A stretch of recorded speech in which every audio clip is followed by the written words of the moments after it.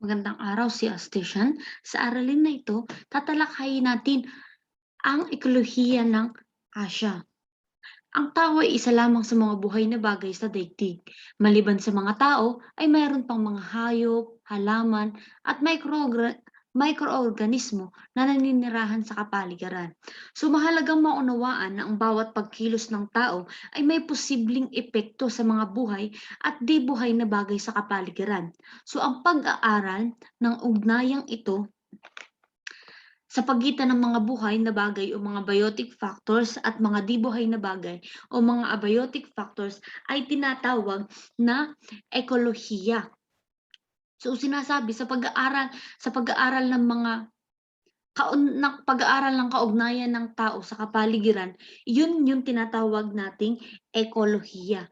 Mga pag-aaral ng ugnayan ng biotic at abiotic factors. So halimbawa na lamang ang kagubatan. So mahalaga ito sapagkat halimbawa ito ay nagsisilbi bilang tahanan ng iba't ibang uri ng mga buhay na bagay. Ang ilan sa mga ito ay mga halaman na maaaring magtaglay ng mga lunas para sa iba't ibang sakit ng tao.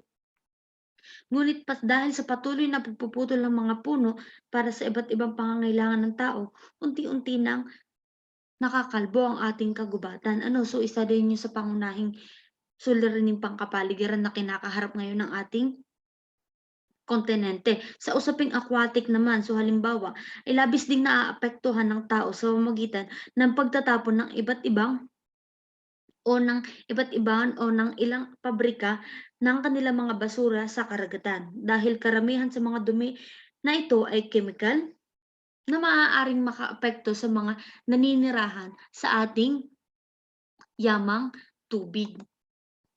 Yan, kalagayang ecological ng bansa. So ang Gobi Desert ay isang desyerto, kaya nga Gobi Desert. Ang Malay Peninsula ay may tropical rainforest. May temperate grassland naman ang Hilagang Asya. So ang mga yan, yung mga nabanggit na lugar na yan ay tinatawag nating ecosystem. So ano ba yung ecosystem? So ito ay binubuo ang ecosystem ng komunidad ng mga biotic o yung binanggit natin kanina, mga organismong may buhay na patuloy na may ugnayan sa abiotic. Ugnayan ng tao sa kapaligiran. Kinakailangan ang ugnayang ito upang mabuhay at makapagparami ng lahi. So iba't ibang saklaw ng ecosystem, halimbawa nito ay mga organismong naninirahan sa isang maliit na lawa o sa isang gubat na katamtaman lamang ang laki, na may sistema na tropical rainforest. Kung gayon, ang bawat ecosystem ay may kanya-kanya ding klima, mga uri ng lupa, halaman at hayop na maaaring manirahan sa kanila. So mapapanatili ang buhay ng mga organismo sa isang rehiyon kung maayos at mahusay ang ugnayan ng mga biotic at abiotic na bahagi nito. So tandaan niyo po yun na.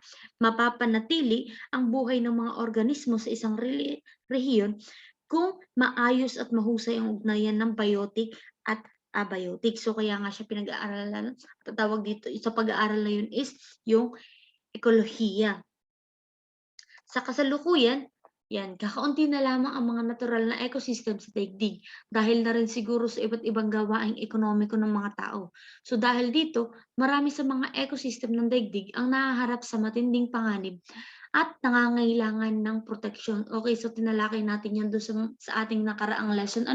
So tinalakay inisa-isa natin yung mga suliraning pangkapaligiran na kinakaharap ngayon ng Asya. So ano yung mga example nga noon? Nandiyan ang deforestation, ano pa? Yung pagkakainin o yung pagsusunog ng mga kagubatan, ano pa? Climate change, global warming. So ilan lamang po yan, ano-ano pa? Yung mga pollution sa hangin, sa lupa, sa tubig. So yan yung mga suliraning pangkapaligiran na kinakaharap ngayon ng Asya. Yan. So ito ay ilan lamang sa pangangalaga ng kalagayang ekolohiya.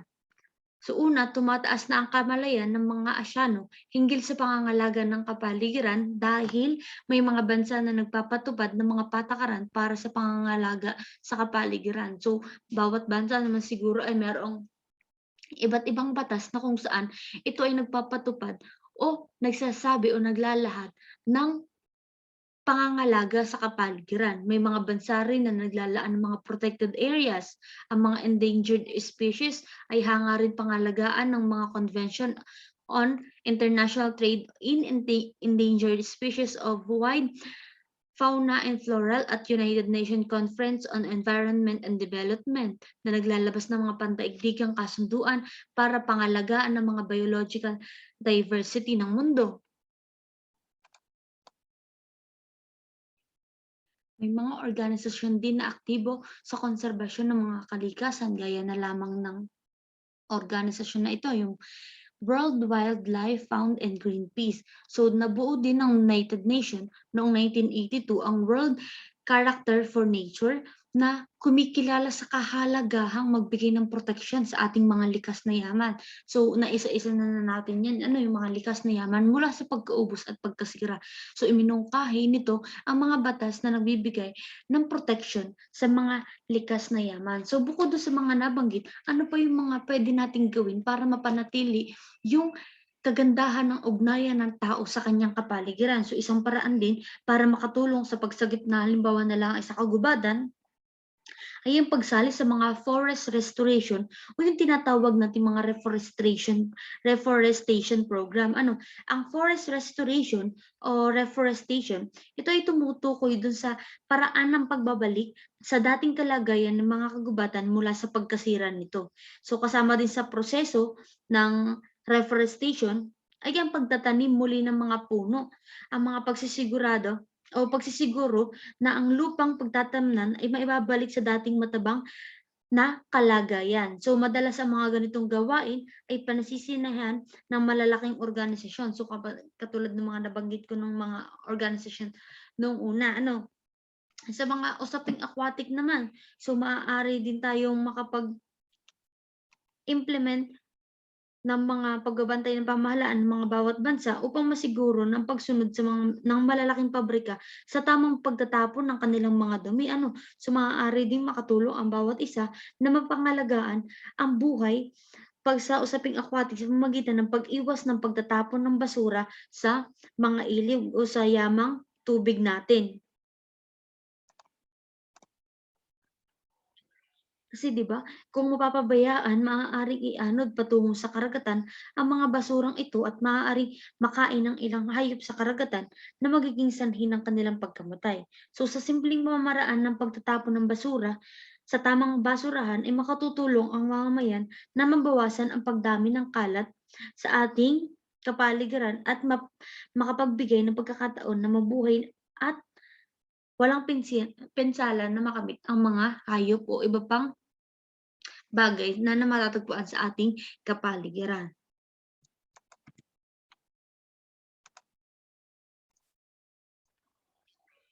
Yan. So nilagay ko po dito yung mga pwedeng maging solusyon upang mailigtas ang mga likas na yaman. Upang mailigtas tayo sa patuloy na pagkakadama dun sa mga suliraning pangkapaligiran na kinakaharap ng kontinenteng Asia. Una, yung paghahanap ng bagong pagkukunan ng enerhiya na hindi makakasira sa hangin. Pagbili ng mga tao ng mga produkto na hindi maaksaya sa packaging at magagamit ng pangmatagalan.